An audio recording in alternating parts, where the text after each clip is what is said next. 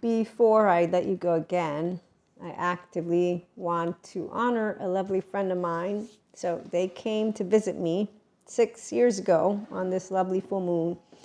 And this is in theme with our choice of being able to be ourselves without shame. Okay, so inner child adults are the 5D collective. That means that we are able to unconditionally love and so to forgive, like Jesus has shared with me when I was growing up, and then that I got to keep moving forward as a 44-year-old woman, mystic or not, doesn't matter. Because with spirituality, really, my mysticism is only not accepted by people of institutions because they're stubborn with words and stuff. So we leave adaptive child people alone. And again, they all have shame when they're talking about that evil, vengeful God, because I didn't learn about that when I was in catechism. I don't make promises that I don't keep. And I actively would never have committed to my confirmation. Oh, also my light body, that's why I know about it, is because of the Holy Spirit with my confirmation. It was a beautiful day. So my friend, when I found out, and you've heard this, and you'll probably hear it again because I like to mention my loved ones. And this friend of mine keeps coming up because he's in my memories from Facebook and stuff. I have another two friends that I actively lost, but they have different stories. So this friend, anyways, today we're cherishing love in general, as we do every day, but I want to tell you how mind and the beauty of it, and you being able to tame the wind, so the thoughts, the emotions, and that's where anytime I'm seeing something talk to you about strong-minded and strong with emotions, I think it's not strong, but that's because I think I need strength to lift something. So for me, physical is something difficult, and actually not difficult because it has to be, but that's the part of where I'm a weak species, right? So strength to me, I think muscles, not emotions. Emotions, I think normal, being emotional. So see, that's what tells you I was not shamed as a child with emotions, because I don't feel ashamed of thinking about them, feeling them, and then I don't say they're weighing me down. This is the active difference between an expanding piece of consciousness, and when I say that, it means a person who's owning their mind and body. They don't have shame. They don't have a spiteful tooth. They, in fact, understand with compassion. Doesn't mean we actively justify anyone, no. But this is why we grow up to functional adults versus the teenage version of this, which is where they think of it as I'm being strong and feel it that same way. So I was watching a couple of other things today, and I'm sharing again from this mystic enlightenment, so age perspective, as a feminine, a true feminine will not know, and I say true because I have been connected to the oneness consciousness. It did not have rupture. I did not have interruption of my 1-year-old secure attachment, of the child parts of me. My fondest memory is my 3-year-old self. And then I got to recalibrate. And when I got disowned at my 8 years, and this is a hypnotherapy session, so this is subjective Maria experience sharing with you all. Those who are mystics, again, they will know what it means to channel. They will know what it means to not get lost. The 5D mystic, this is not a competition. There's a difference. I don't like differences in this way because people think words mean something. No, we're all ordinary people. The difference, though, is I don't have low self-esteem. My name's Maria. I have clairs now. Big deal. Whoop to do. It didn't confuse me. I didn't get lost. I didn't get scared. I didn't get, panic attacks. Those were unfun. They're still unfun. So is pure fear. But I didn't get lost because I actively was grounded and still get grounded in my body. So I don't have what I call the 4D body type. And so I don't perceive energy like a person who doesn't have their sense of self in the forefront, and they're mindfully aware of themselves and all their child parts, and then they're whole. And when you're whole, you don't get destabilized because of clairs, and you don't get into spiritual bypass any of it.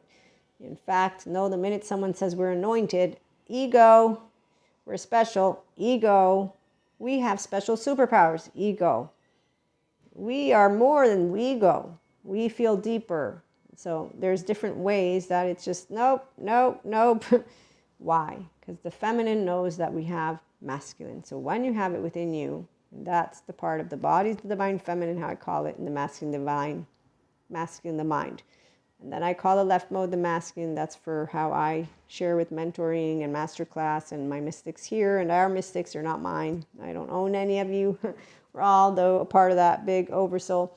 So when my friend, I found out about the passing of him, it's in a way that I've shared before when I've celebrated him, but he came to me immediately as I was crying and sad, and I was like, oh my gosh, because it had been 2 years after the active time that he committed. He killed himself. The way I've shared. So what is it called? Trigger alert, or how they say. So if you don't want to hear, fast forward a couple of seconds and whatnot. So I get a message, and I had only spotted it because of something with Facebook, but I hadn't accepted the friend request of the mother, because I don't accept friend requests from all people. Especially, it doesn't matter if you're a family member of somebody I know. I might know that I don't know if they want me to accept you or not. So out of basically not knowing, and I didn't have a chance to ask my friend, I just left the request there and left it alone. Plus there's bots. So as an online marketer, I know about bots. So long story short, though, I found this message and I read it, and then I said, wait a minute, am I reading this correctly? And it's in French. That's my actual foreign language, because I'm bilingual.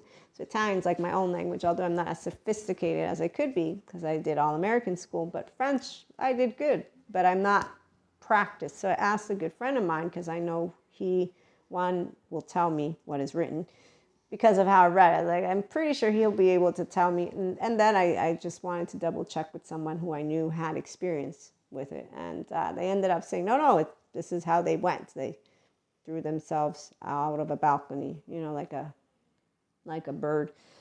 And I'm not meaning to make it funny, not at all. When I heard that, I was like, okay, you had to go out in style, didn't you? Because that's what came to my brain with my friend, because I've known him since I was 20.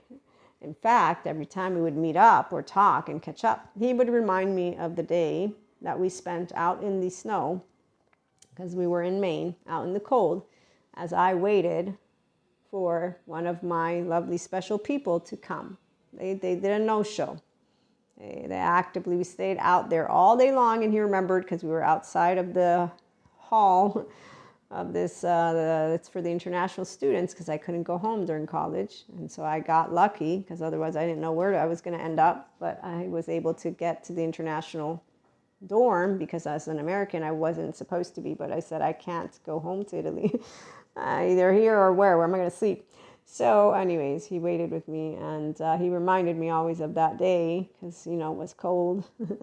And anyways, when you love people, the sad part is, no matter how much unconditional love and how much you can say you're beautiful just the way you are, this is the part, if they don't wield that brain, that mind, doesn't matter what you speak to them, because you're not in their head. And when people don't have that idea of, let me go to good therapy consistently and get myself to well-being, and the therapists, they share why. They have to have enough self-compassion and self-love and self-awareness in a way of accepting their selves with flaws and basically imperfections and stuff like that. They have to be that motivated person, which is why love, it is something beautiful, but it doesn't actively do anything if a person doesn't choose that they love their self. So it's not strong minds, it's compassionate minds. And it's called integration. And it's flexible minds. So actively strong makes me think of rigidity, which is where you find teenagers, which is why they wear mantles, which is why they don't move out of that narrow state of consciousness.